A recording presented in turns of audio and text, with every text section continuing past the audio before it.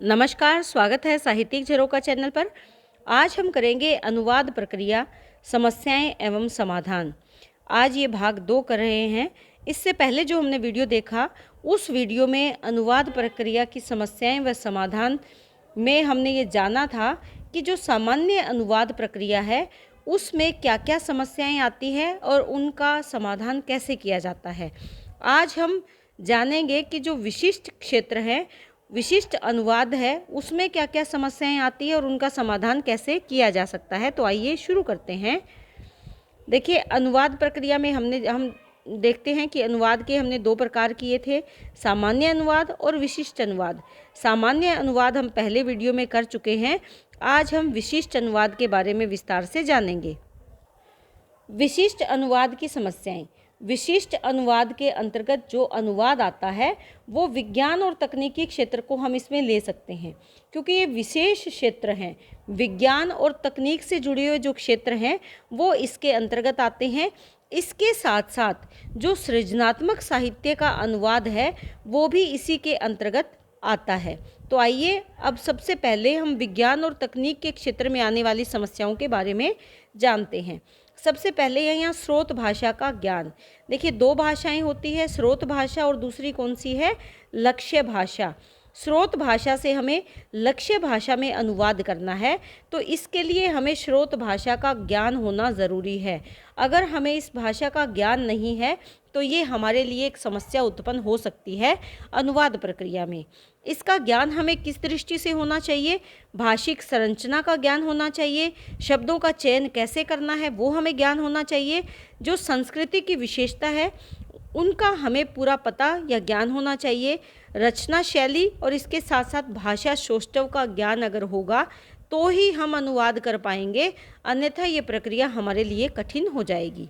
दूसरा क्या है, विषय के आधारभूत ज्ञान का अभाव। अगर हमें किसी विशेष विषय जैसे विज्ञान के किसी विषय का या तकनीक क्षेत्र से जुड़े हुए किसी विषय का आधारभूत ज्ञान नहीं है, उसका अभाव है, तो क्या होगा, हमारे लिए उसका अनुवाद करना एक समस्या बन जाएगी, हम उसका अनुवाद नहीं कर पाएंगे। तीसरा क्या है, उपयुक्त शब्द के चयन की समस्या। हम जिस भी विषय का अनुवाद करें, चाहे वो विज्ञान से जुड़े हुए विषयों का अनुवाद करें, चाहे वो तकनीकी क्षेत्र से जुड़े हुए विषयों का अनुवाद करें, हमें उसके लिए सही शब्द का चयन करना आना चाहिए। हमें ये पता होना चाहिए कि कौन से शब्द का अनुवाद के लिए दूसरा शब्द कौन सा सही है, यानी उसकी समस्या का हमें सामना करना पड़ सकता है अगर हमारा उसका ज्ञान अधूरा है। उसके बाद है समानार्थक शब्द रचना की समस्या। देखिए, समान अर्थ देने वाले शब्दों को हमें पहचानना भी एक समस्या हो सकती है। यहाँ पर क्या होता है, कई बार इसके लिए समस्या कहाँ आती है, जहाँ पर पर्यायवाची शब्द आ जाएं या नए शब्द निर्माण में अनेकरूपता हो, तब भी ये समस्या हो सकती है। क्योंकि पर्यायवाची शब्द में जैसे जल का प्रयोग अलग तरह से किया जाता है, पानी का प्रयोग अलग तरह से किया जाता है, तो ये पर्यायवाची शब्द, तो हमें कौन से शब्द का प्रयोग करना है जो समान अर्थ प्रदान करे, उसी का हमें यहाँ पर प्रयोग करना है, वरना ये हमारे लिए एक समस्या उत्पन्न हो जाती है। यहाँ पर पर्यायवाची शब्द भी समस्या का कारण बन सकते हैं, या नए शब्द निर्माण में जो अनेक रूपता होती है वो भी एक समस्या का कारण बन सकते हैं। इसके साथ साथ अगर अनुवादक नए शब्द निर्माण में प्रगाढ़ विद्वान नहीं है या नए शब्द निर्माण का उसे ज्ञान नहीं है, तब भी ये समस्या का कारण बन सकता है। वैज्ञानिक सूत्रों की समस्या। देखिए, वैज्ञानिक सूत्र जो विज्ञान के क्षेत्र में जिन सूत्रों का प्रयोग किया जाता है, वो भी एक तरह से समस्या का कारण बन सकते हैं अगर हमें इनका ज्ञान नहीं है। मान लीजिए, कुछ वैज्ञानिक सूत्र ऐसे होते हैं जो अंग्रेजी में और तरह से लिखे जाते हैं, लेकिन अन्य लिपि में लिखना उनको सही नहीं होता, तो ऐसे सूत्रों का हमें लिप्यांतरण कर देना चाहिए। तो यहाँ पर वैज्ञानिक सूत्रों को लिखना भी एक समस्या बन सकती है। विषय के अनुकूल भाषा के प्रयोग की समस्या। देखिए, विषय के अनुकूल जैसा हमारा विषय है, अगर विज्ञान से जुड़ा हुआ विषय है तो इसके अनुकूल भाषा होनी चाहिए, तकनीक से जुड़ा हुआ विषय है तो उसके अनुकूल भाषा होनी चाहिए। अगर ऐसा नहीं है तो क्या हो सकता है, अगर इस भाषा प्रयोग में हमारे लिए समस्या उत्पन्न हो सकती है। अब हम जानते हैं कि इसमें समाधान कैसे किया जाए। देखिए, सबसे पहले तो जो अंतर्राष्ट्रीय शब्दों का अनुवाद न किया जाए, उनका देवनागरी लिपि में लिप्यंतरण कर दिया जाए। जैसे कि हमने अभी जाना था कि वैज्ञानिक सूत्रों का अनुवाद नहीं करना चाहिए, जो हमने अभी पॉइंट देखा था, वैज्ञानिक सूत्रों का अनुवाद नहीं करना चाहिए, बल्कि उनका लिप्यंतरण यानी लिपि में परिवर्तन कर देना चाहिए। जैसे कि हाइड्रोजन है, इसका हिंदी में अनुवाद नहीं हो सकता, हम इसको केवल देवनागरी लिपि में हमने इसको लिख दिया है। कार्बन डाइऑक्साइड है, ये वैज्ञानिक शब्द है, लेकिन हमने इसका लिपि परिवर्तन कर दिया है। हमने इसको अंग्रेजी से क्या कर दिया है, देवनागरी लिपि में या हिंदी में केवल इसका परिवर्तन कर दिया है। फिर क्या है कि अनावश्यक संस्कृतकरण से बचना चाहिए, यानी अनावश्यक रूप से किसी भी बात को कठिन नहीं बनाना चाहिए। जैसे मान लीजिए हिंदी के शब्दों का जहाँ प्रयोग हमें करना है या अंग्रेज़ी से हिंदी में अगर हमें अनुवाद करना है, तो हम तत्सम शब्दों की ओर ज़्यादा ना जाए। हम ऐसे शब्दों को ना लें जो तत्सम है या संस्कृत से जुड़े हैं, बल्कि हमें आसान शब्दों का चयन करना चाहिए। फिर क्या है कि विज्ञान के सूत्र रोमन अथवा ग्रीक वर्णमाला में प्रयोग किए जाएं। जो विज्ञान के सूत्र हैं जिनकी रचना रोमन या ग्रीक भाषा में हुई है, हमें उसी वर्णमाला का प्रयोग इसमें भी करना चाहिए। चिन्हों का प्रयोग उनके प्रचलित रूप में ही किया जाए, जैसे CO2 हम कार्बन डाइऑक्साइड CO2 लिखते हैं, या सेंटीमीटर के लिए जैसे cm का प्रयोग करते हैं, तो ये इसी प्रकार से होना चाहिए, इसमें हमें परिवर्तन नहीं करना चाहिए। उसके बाद है वैज्ञानिक विषय के अनुवाद में विकल्प की संभावना कम से कम हो। जो विज्ञान से जुड़े हुए विषय हैं उसमें हमें विकल्प नहीं ढूंढना चाहिए, बल्कि उसका हमें लिप्यांतरण करके ही अधिक प्रयोग करना चाहिए। अनुवाद तथ्यात्मक होना चाहिए, कल्पनात्मक नहीं। जिस भी हम विषय का अनुवाद कर रहे हैं, चाहे वो वैज्ञानिक विषय है, चाहे वो तकनीकी विषय है, हमें तथ्य को ध्यान में रखना चाहिए। यहाँ पर कल्पना काम नहीं करती, यानी कलात्मकता नहीं लानी चाहिए, उसको सजाने का प्रयास नहीं करना चाहिए, यानी उसमें सजावट का कार्य नहीं करना है, बल्कि तथ्यों को स्पष्ट करना है। तथ्यात्मक होना चाहिए, यानी तथ्यों को प्रधानता देनी है। एक संकल्पना के लिए एक ही शब्द सुनिश्चित करना चाहिए, यानी जो एक संकल्पना क्या होती है, एक अवधारणा करने के लिए हमें एक ही शब्द का इस्तेमाल करना चाहिए, बार बार शब्द परिवर्तन नहीं करना चाहिए।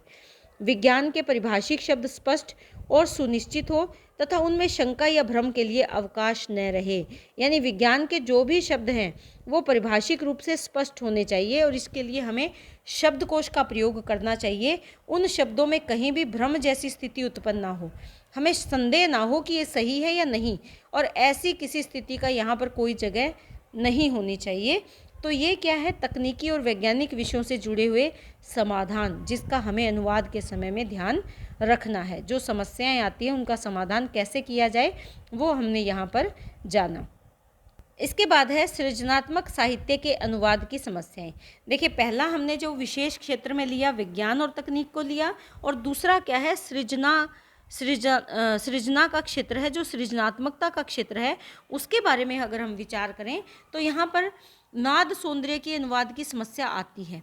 नाद सौंदर्य में क्या है कि कविता में छंद कौन सा है, लय कौन सा है, काव्य की ध्वनि कैसी है, क्योंकि अंग्रेज़ी में जिन शब्दों का हम प्रयोग करते हैं हिंदी में उनका अनुवाद करना उसी हिसाब से संभव नहीं है, या हिंदी की कविता का अंग्रेज़ी में अगर अनुवाद करेंगे तो नाद सौंदर्य के अनुवाद की समस्या आएगी, यानी उसमें लय की, छंद की, उसके भावों को, विचारों में काफ़ी परिवर्तन आ जाएगा, तो हमें इसका सामना करना पड़ेगा।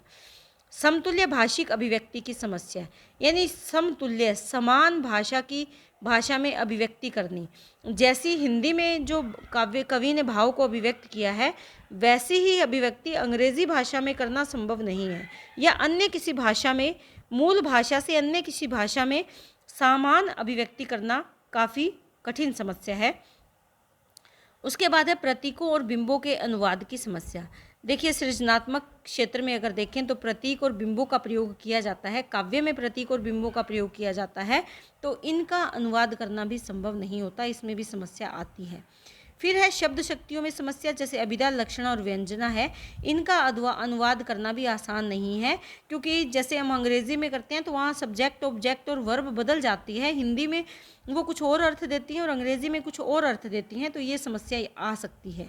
मुहावरे और लोकोक्तियों के अनुवाद की भी समस्या आती है, क्योंकि हिंदी में जो मुहावरे हैं वो अंग्रेजी में जाकर कुछ और अर्थ देते प्रतीत होते हैं, तो मुहावरे और लोकोक्तियों का अनुवाद भी करना एक समस्या का कारण बन सकता है।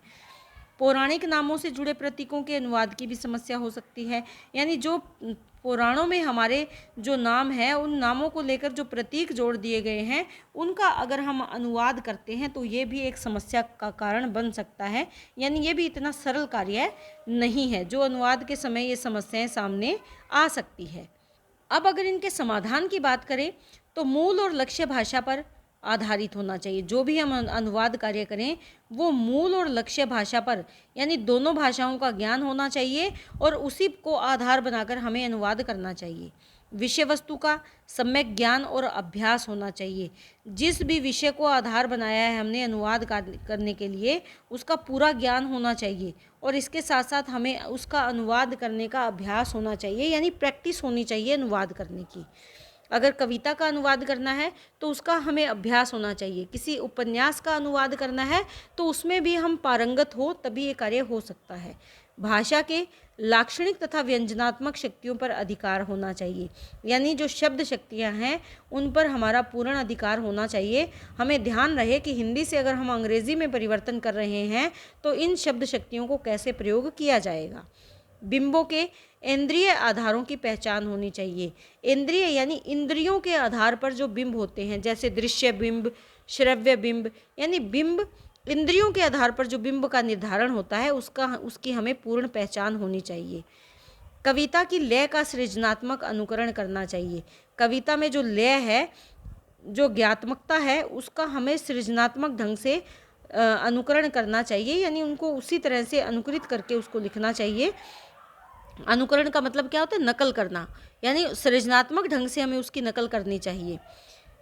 भौगोलिक और सांस्कृतिक परिवेश के अनुकूल प्रतीकों और उपमानों के उपयुक्त पर्यायों का चयन करना चाहिए। ये भी एक कारण हो सकता है, भौगोलिक क्षेत्र को देखते हुए या सांस्कृतिक जो रीति रिवाज हैं उसके अनुकूल हमें प्रतीकों का चयन करना चाहिए। प्रतीक और उपमान, उसी के पर्यायवाची शब्दों का चयन करना चाहिए। जैसे हरियाणा में कुछ अलग प्रतीक प्रयोग होते हैं, भौगोलिक दृष्टि से देखते हुए भाषा के साथ ये प्रतीक बदल जाते हैं, उपमान बदल जाते हैं। भारतवर्ष में कुछ और प्रतीक और उपमानों का प्रयोग होता है, यानी बोली के, हरियाणा में हरियाणवी बोली है, हिंदी में अगर हम उसका परिवर्तन करेंगे भारत के क्षेत्र के हिसाब से, भौगोलिक दृष्टि के हिसाब से, तो बदल जाएगा। और उसी का हम अगर विदेशी पृष्ठभूमि में अगर अनुवाद करेंगे तो उन उपमान और प्रतीकों का कोई औचित्य नहीं है, वहाँ पर भी उनके हमें पर्यायवाचियों का चयन करना चाहिए, यानी उनके दूसरे शब्दों को ढूंढना चाहिए जो उसकी जगह प्रयोग किए जा सके। तो ये आज के समाधान थे। हमने यहाँ पर आज दो महत्वपूर्ण बातों को जाना, दोनों में ही दूसरा था सृजनात्मक साहित्य के अनुवाद की समस्या और पहला था विज्ञान और तकनीकी क्षेत्र में अनुवाद की समस्या। दोनों के बारे में विस्तार से जाना, समस्याएं जानी, फिर उसके समाधान के बारे में जाना, फिर सृजनात्मक साहित्य के बारे में जाना और फिर उसके समाधान के बारे में विस्तार से जाना। तो हमारा जो ये प्रश्न है इसके मुख्यतः दो ही पॉइंट बनेंगे, विशिष्ट अनुवाद की समस्याएं और सामान्य अनुवाद की समस्याएं। जो विशिष्ट अनुवाद की समस्याएं हैं उसे हमने दो भागों में बांटा, एक तो वैज्ञानिक और तकनीकी क्षेत्र का अनुवाद और दूसरा क्या है, सृजनात्मक साहित्य का अनुवाद। दोनों के समाधान और समस्याओं के बारे में विस्तार से जाना। उम्मीद करती हूँ कि ये बातें आज हमने जो विषय लिया है ये आपको बहुत अच्छे से समझ में आया होगा। बहुत बहुत धन्यवाद।